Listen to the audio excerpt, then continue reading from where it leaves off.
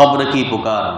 رسول اکرم صلی اللہ علیہ وسلم اپنی جائے نماز پڑھنے کی جگہ میں داخل ہوئے تو لوگوں کو ہنستے دیکھ کر فرمایا، اگر تم لذتوں کو منقطع کرنے والی کو زیادہ یاد کرتے تو اس ہنسی مذاق کو بھول جاتے۔ لوگوں، تم لذتوں کو منقطع کرنے والی کو زیادہ سے زیادہ یاد کرو۔ جانتے ہو وہ لذتوں کو منقطع کرنے والی کون ہے؟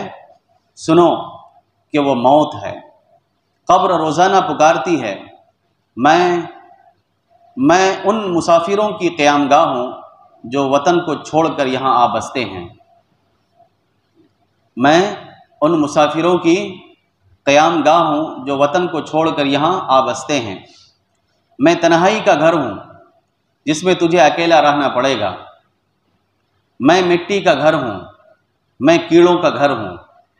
جب مومن بندے کو قبر میں دفن کیا جاتا ہے تو وہ اسے خوش آمدید کہتی ہے اور کہتی ہے، تجھے معلوم ہونا چاہیے کہ میری پیٹھ پر چلنے والوں میں تو مجھے سب سے زیادہ محبوب تھا۔ اس وقت جب مجھے تیرا ولی بنایا گیا ہے اور تو میرے قبضے میں ہے تو عن قریب دیکھ لے گا کہ میں تیرے ساتھ کیسا اچھا رویہ اختیار کرتی ہوں۔ پھر قبر اس کی حد نگاہ تک کشادہ ہو جاتی ہے اور اس میں ایک ایسا دروازہ کھل جاتا ہے جو سیدھا جنت تک جاتا ہے۔ اور جب کوئی کافر یا نافرمان بندہ قبر میں دفن کیا جاتا ہے تو قبر اسے خوش آمدید نہیں کہتی، پھر وہ اس سے خطاب کرتی ہے کہ مجھے رودنے والوں میں میرے لیے سب سے زیادہ قابل نفرت تم تھے۔ آج جب کہ مجھے تیرا حاکم بنا دیا گیا ہے اور تو میرے قبضے میں ہے، تو دیکھ لے گا کہ میں تیرے ساتھ کیا سلوک کرتی ہوں۔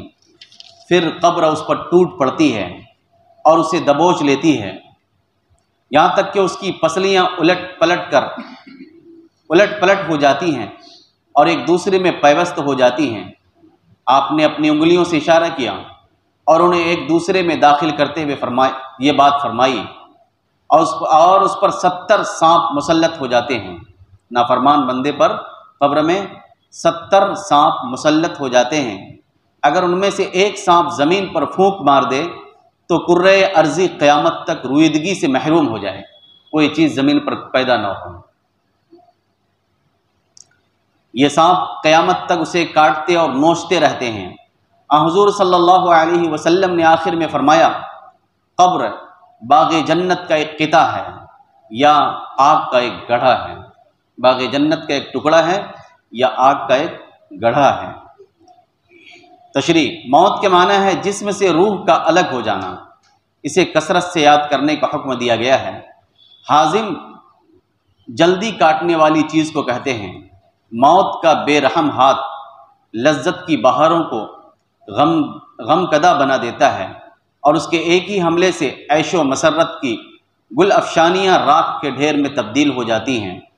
کیا یہ واقعہ نہیں ہے کہ اس کے ایک تھپڑ نے بڑے بڑے عشرت قدوں، سربفلک عمارتوں اور عالی شان کوٹھیوں کو ویران کھنڈروں میں تبدیل کر دیا۔ قبر کی تنگ اور تاریک کوٹری کا وحشت ناک ماحول کتنا بھیانک اور ناخوشگوار ہے، اس روایت میں اسے بڑی وضاحت اور تفصیل سے بیان فرمایا گیا ہے۔